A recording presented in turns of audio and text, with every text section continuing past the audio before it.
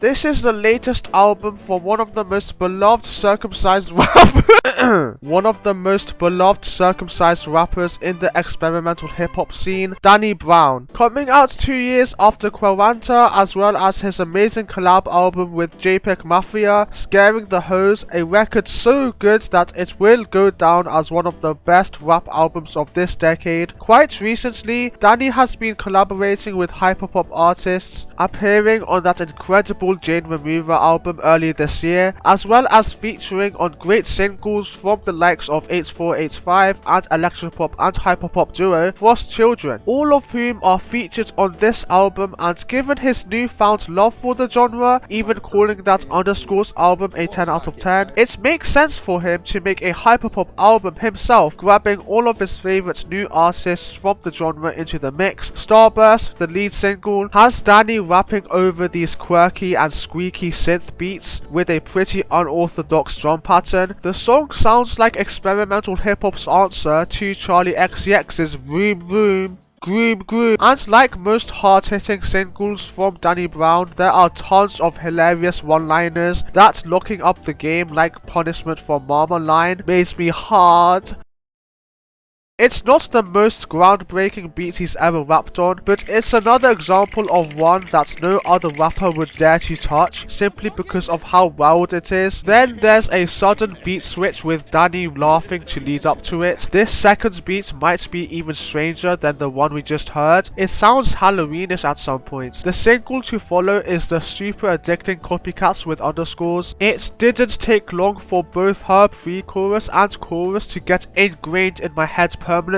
Danny delivers these great flows so effortlessly on this electronic beat. Really one of his catchiest songs ever. It's so fun and makes me want to furiously dance, and it's got me sweating like I'm in a wet. But judging from these two singles alone, and also looking through the features for this album, I would have never expected what we got from the opening track, Book of Daniel, with Quadeca. I mean, Quadeca's music is obviously pretty far removed from the other guests on the album, who predominantly make hyperpop or electronic music, but Quadeca's recent output still has some folktronica influences to it, and he is capable of putting out glitchy rap bangers like Guess Who. Danny's feature on the new Quadeca album had him doing his usual yelpy off-the-wall vocal delivery too, but on this song, Danny's rapping in his low-key serious voice that he uses rarely. He's getting pretty personal on the track, looking back on his career and his status in the rap game. It's backed up by Quadeca's airy background vocals and acoustic guitars, with more instruments getting added as Danny Brown keeps going during this long verse. He even looks back upon the rough times such as his drinking problems back then, and all this progressive instrumentation really helps add to the emotional intensity that builds throughout the song. Then the live drums kick in once the verse ends, allowing Quadeca to sing the outro of the track, delivering a vocal melody so amazing that I genuinely wish it was repeated more times throughout. The hopeful and uplifting lyrics are also a very fitting closing message, tying the track together in a positive way. And this isn't even the first time he gets this emotional on the record. Nearly half, if not half, of the track list consists of these emotional personal cuts, where Danny raps in a more serious tone, pouring out his depressing thoughts into these verses over atmospheric electronic beats. He really had me thinking that it was going to be a full-on hyperpop electronic project with club bangers, but that only applies to about 50% of the record. There's even a moment where he goes into this introspective approach for 9 whole minutes, which I will get into later. It's pretty strange getting hit with something this serious at the beginning of the record though. I do feel like it would fit better if it were the closing track, especially since we get the crazy banger Starburst straight after. Like hearing the line, pull the weapon on a reverend and tell him run the collection. If he hesitate a second, I'm sending his ass to heaven. Not even a minute after the emotional previous track is a pretty sudden and wild change of mood. We get another wild banger 2 tracks later, 1999, where Danny is just delivering one hilarious line after another, and it's hard to catch up with each of them due to how fast he's rapping. rapping. By the time I clock how out of pocket one line is, the song is already 2 more out of pocket lines ahead, and he's rapping this over an even more out of pocket beat that sounds like a mash of electronic synths thrown together. It sounds like if you were to bash random synths on the keyboard. There's not even a proper natural drum beat backing it up, yet he raps over it like it's nothing. He's so on beat that I didn't even realize how bizarre the beat is until like 30 seconds into the track. John Lacoste's shrieking chorus where it's like he's shouting from the back of his throat, the sort of vocal delivery you'd expect more in a death metal song, only makes this whole track even more polarizingly fun. It's also a wild contrast given how much more catchy and accessible Copycats was before this. Speaking of catchiness, the 8485 chorus in the following track Flowers is certainly that. Might even be my favourite hook on the album. It's this sort of futuristic bop with Y2K aesthetics and production that becomes almost atmospheric at some points. Lift You Up has Danny delivering the chorus this time, and it works well. It's really the deconstructed club production that makes the track stick though, with the earworm vocal chops and glossy synths. There are some tracks that I'm not too crazy about. In Green Light, I find the contrast between Luli Prost's breathy, slow-paced, seductive singing and Danny Brown's squealy, fast-paced rap flows doesn't work that nicely. The tune also reminds me of Doja Cat's Cybersex, a melody that I don't think works well with Danny's manic delivery. They've made better songs together in the past, and I feel like it would have made more sense for Danny to use a different vocal tone or tempo that he's obviously capable of, given how the first track on the record went. Kind of like the serious voice he puts on in the second Quadeca collab here, What You See. Sonically, it sort of reminds me of if he took the flows he used in Downward Spiral, but swapped the outlandish vocal delivery for a completely serious one, which I guess works since I like his verses. Quadeca on the other hand, not so much. I find his voice to be a bit overly drenched in effects, making it feel too buried in the mix, but even without these effects, while it's still a nice tune, it just doesn't hold a candle to the melodies he brought on the album opener. I like the strings towards the end though. It's like Quadeca is sprinkling a bit of his latest album into the brief final moments of the song. The album continues to dish out unorthodox beats with Baby. I really like how Rodney Chrome fits on this beat. His monotone, almost seductive sounding airy rapping and deadpan flows are really my favourite part of the song. I find Underscore's chorus to be a bit underwhelming, especially given how great the one on Copycats was. It really does nothing for me. There's also I Love My Life where Danny delivers some sick flows. The instrumental produced by Fentanyl sort of reminds me of if he took the title track of Ryan Eno's Here Comes the Warm Jet and turned it into a bizarre sort of drum and bass beat. And when the beat drops, it is genuinely an ethereal experience. It's still a highlight, though I wish there was a song or rapped chorus to fill up the space during this drop. The end is like the centerpiece of the record, running nearly 9 minutes, which I think might be his longest song yet. It has him once again going into an introspective, serious approach with melancholic keys and ambient synths in the background, adding to the emotional punch that hits during Danny's opening verse, where he looks back on his drug addiction. It's something he's obviously talked about on Atrocity Exhibition, but here it feels more like he's looking back upon it rather than being in it. But then once the beat switches, Danny sounds more energized, which makes sense given how his lyrics from that point on are about encouragement and getting through life and breaking through internal struggles. The thoughts he spills out are much more hopeful and motivational than the previous more depressing verse. I was so fucked up, I was drinking drugs, I forgot who I was, now I found myself and I got that help from everyone that I love. Then the song closes with Angel Emoji from Frost Children delivering a thought-provoking poem about one's internal insecurities, encouraging those who struggle with self-hatred to embrace life and find joy in living rather than being so harsh and critical towards themselves. There are other moments on the album where Angel Emoji delivers a deep poem, and while some parts do feel a bit corny, I don't think it's to the extent that it completely ruins the song. It's certainly not as cringe as the intro track of Exodus 17 album, and the sentiment is still there. The final song on Stardust provides a positive ending ending, with Danny expressing gratitude for the support from his fans and appreciation that his passion for rap has all worked out. He closes the last verse with "I'ma keep going till life it's over," which is a genuinely heartwarming moment, especially considering the extremely dark place Danny was in years prior. I am a bit disappointed that Jane Remover doesn't have much of a vocal presence on the track, but given how personal and uplifting this curtain closing moment is for Danny, it makes sense why it's that way. I don't find the weaker tracks on the record all that bad, honestly. Most of them have strong moments that really only held back by one specific flaw. For example, on Whatever the Case, Is Brokey delivers one of the best rap performances on the album, sounding fully energized. The beat may also be the most abnormal on the record. The whistling squeaky synth sounds like a mix between a WhatsApp notification and a dying bird's chirping, but the track could have benefited from a stronger chorus to make it feel complete.